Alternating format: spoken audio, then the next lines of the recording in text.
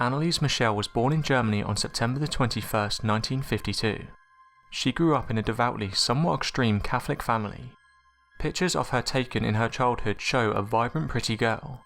By the time she was 23 years old, she was heavily bruised, scarred and deranged. She was supposedly taken over by demons and fought for nearly 8 years before finally losing her battle with evil. Later, her death was labelled as negligent homicide, but many believe Anneliese was possessed. The film The Exorcism of Emily Rose is loosely based on her story. Anneliese's supposed symptoms of possession began in 1968. Anneliese was a 16-year-old high school student.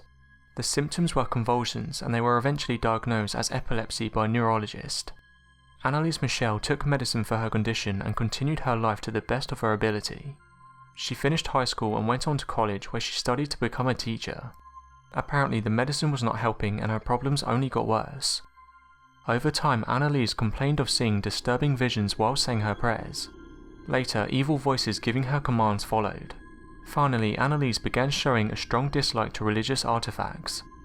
An older woman who was a friend of the Michel family noticed this while on a pilgrimage with Anneliese. She said that Anneliese smelled hellish bad and took her to see some priests.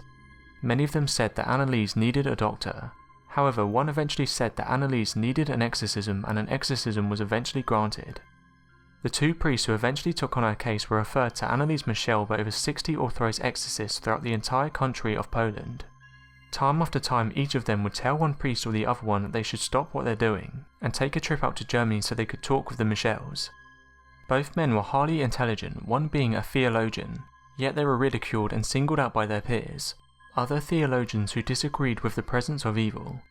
It was regarded as a taboo topic, and in fact most men of the cloth today regard evil as an ancient train of thought, and prefer to think of evil as more of a metaphor and non-actual individual presence. In 1975, Anneliese Michel and her parents stopped seeking medical advice and gave over Anneliese's fate to the Roman exorcism ritual. Anneliese, the priest and her parents truly believed she was possessed.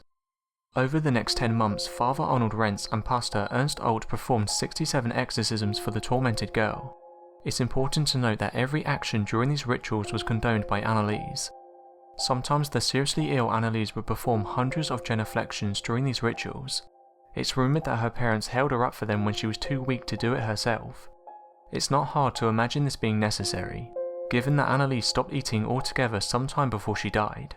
She believed it would lessen the evil's control over her. It's certain that medicine was not saving Anneliese Michel from whatever tormented her, but there is no questioning that things got worse for her when she gave herself over to exorcism. She allegedly urinated and defecated on the floor frequently, also licking up her own urine. She ate insects, growled at religious icons and sat under her kitchen table barking for 2 days. Surely her family was afraid of her, but a medical professional probably wouldn't have left her under the table for 2 days or let her starve to death. It should be pointed out that up to this point in the history of the Catholic Church there had never been a reported death while a person was undergoing a series of official exorcisms. The autopsy report stated that Anneliese died of malnutrition. Certainly many people have contested this conclusion, feeling that the prescription drugs likely played a significant role in her death. In her final months, Anneliese insisted on many occasions that she was not allowed to eat, and she was very adamantly opposed going to the physician or hospital because she believed that they would declare her mentally ill and place her in a mental illness facility. The demons admitted it was their desire to have Anneliese in a mental institution. There she would not have the benefit of the priests and the exorcism prayers, and they would thus be able to torment her more freely, and she would be out of the public view where the world would not have been aware of her possession and sufferings. The trial started on the 30th of March 1978 in the district court and drew intense interest. Before the court, doctors testified that Michel was not possessed, stating that this was a psychological effect because of her strict religious upbringing and her epilepsy.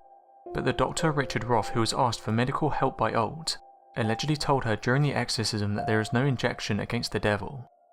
Schmid-Leichner, who was a German lawyer sponsored by the church, said that the exorcism was legal, and that the German constitution protected citizens in the unrestricted exercise of their religious beliefs. The defense played tapes recorded at the exorcism sessions, sometimes featuring what was claimed to be demons arguing, to assert their claim that Michel was possessed. The bishop said that he was not aware of her alarming health condition when he approved of the exorcism and did not testify. The accused were found guilty of manslaughter resulting from negligence, and was sentenced to 6 months in jail, which was later suspended, and 3 years of probation. It was a far lighter sentence than anticipated, but it was more than requested by the prosecution, who had asked that the priests only be fined and that the parents be found guilty but not punished. The church approving such an old-fashioned exorcism rite drew public and media attention. The case has been labelled as a misidentification of mental illness, negligence, abuse and religious hysteria. Anneliese Michel died of dehydration and malnutrition on July 1, 1976. The 23-year-old woman weighed 68 pounds at the time of her death. 42 of the exorcisms were audio recorded, and there were various pictures of a seriously ill-looking, bruised and sore-covered Anneliese. It's important to note that throughout the course of the exorcism rites that Anneliese underwent, she took powerful drugs prescribed to her by doctors. Some believe that these drugs prevented the mental concentration she needed for the exorcism to work.